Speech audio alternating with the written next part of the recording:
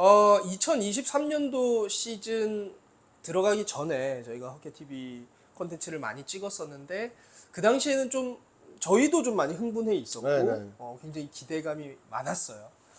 그럼에도 불구하고 올해 가을 야구를 하지 못했고 그저 그런 성적 7위로 마무리를 했다라는 건 어쨌든 올 시즌은 좀 실패한 시즌이 아닌가라고도 볼 수 있는 것 같아요. 어떻게 보십니까? 망한 거죠. 한마디로 얘기하면 폭망했습니다. 뭐 초반에는 좀 좋은 성적으로 팬들에게 기대를 좀 많이 갖게끔 했고 부푼 꿈을 안게끔 했는데 결국 결과적으로 본다 그러면 폭망했습니다. 그러니까 올 시즌 시작하기 전에 이제 저희들이 그 유튜브를 찍으면서 굉장히 그 기대를 많이 했어요. 사실은 FA 영입을 잘했고 팀의 그 부족한 부분을 메꾸는 그런 선수들이 많기 때문에 올해는 충분히 가능성이 있겠다. 일단은 이대호 선수의 빈자리 결국 채우지 못했습니다. 아, 너무 커요. 이대호 선수가 일본에 진출을 했을 때도 그렇죠. 사실 뭐 홍성은 선수라든지 뭐 전준우 선수 그리고 뭐 그 당시에 이제 박종윤 선수 뭐 이런 선수들 외국인 타자 4번 자리에 들어왔지만 결국 이제 그 자리를 채우질 못했거든요. 똑같은 상황이 된 게 아닌가 싶어요. 결국 이 롯데의 4번이라는 자리가 결국에는 좀 이런 이대호라는 아주 큰 산이 버티고 있었는데 그게 이제 없어지면서 결국 그 자리를 좀 메우지 못했다. 집을 멋지게 지려고 했습니다. 근데 큰 대들보가 빠지는 바람에 결국은 멋지게 지려고 했습니다만 외관상으로 좀 멋있어졌어요. 그런데 결국은 집이 흔들리는 그런 상황이 됐고 그러면서 이제 한동희 선수가 그 역할을 해줄 거라고 믿었습니다만 또 한동희 선수가 부진했고 근데 뭐 그걸 뭐 한동희 선수의 탓이다. 한동희 선수 때문이다. 이렇게 말하기는 또 어려운 거 아니겠어요? 한동희 선수가 가졌던 부담감은 굉장히 컸을 거라고 생각이 되고요. 뭐 한동희 선수에 대한 기대는 저도 했고 많은 팬들이 했습니다.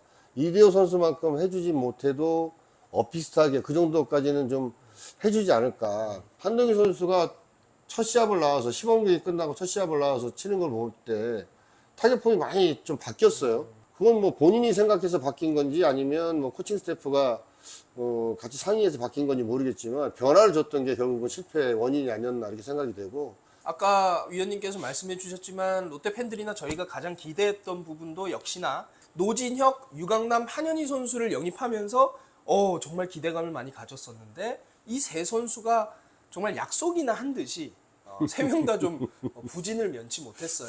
글쎄 뭐 그나마 유강남 선수가 뭐 경기 시즌 막판에 조금 이제 올라오는 모습을 보였습니다만 사실 롯데 팬들의 기대 그리고 본인이 받았던 연봉에 대한 기대에는 좀 한참 못 미쳤고 한현희 선수는 패배 1위였고 그렇죠. 노진혁 선수는 또 많은 경기 나오지도 못했고요. 그러니까 뭐 먹튀가 안 되려면 내년에는 진짜 심기일전에서 이 선수들이 더 노력을 해줘야죠. 그리고 그만큼 받은 만큼 또 해줘야 됩니다. 유한남 선수 같은 경우는 성적상으로 보면 그 FA 금액이 못 미치는 활약을 했고 노진혁 선수 같은 경우는 체력 관리를 잘 못했다고 좀 개인적으로 생각이 되거든요.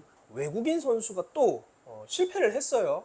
타자 부문은 뭐 완벽한 실패였고 완벽한 실패죠. 투수도 스트레일리 선수 다음에 들어온 윌커슨 선수가 굉장한 활약을 해줬음에도 불구하고 전체로 따졌을 때는 역시나 실패가 아닌가라고 생각이 들거든요. 그렇습니다.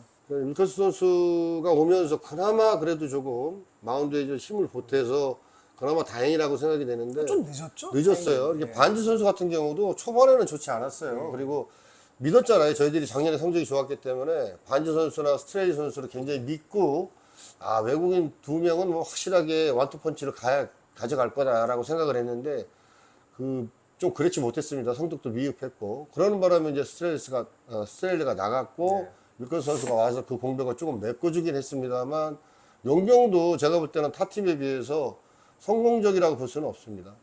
평가를 한다고 그러면 한 70점 정도? 야수는 뭐 폭망했다고 봐야 되고요. 네. 야수 같은 경우는 뭐 기대 이하의 선수가 네. 왔으니까 새로운 체제로 롯데가 이제 내년부터 들어갈 텐데 진짜 좋은 용병을 좀 뽑아야 됩니다.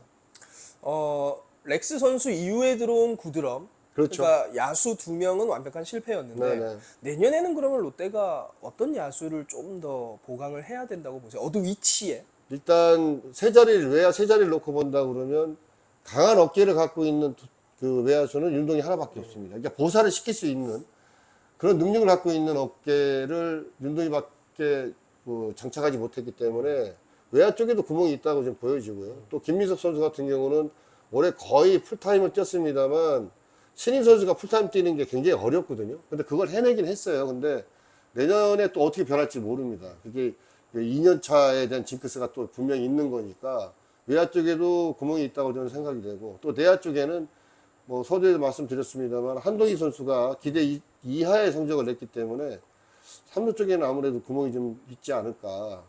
내야나 외야 뭐 가릴 거 없이 홈런을 칠 수 있는 장타력을 가진 뭐 테임즈 정도는 아니더라도 버금가는 선수 이런 선수가 와줘야 용병을 고르는 데 있어서도 김태형 감독의 어떤 안목이나 이런 게 좀 들어갈까요? 영향이 많이 갈 거예요.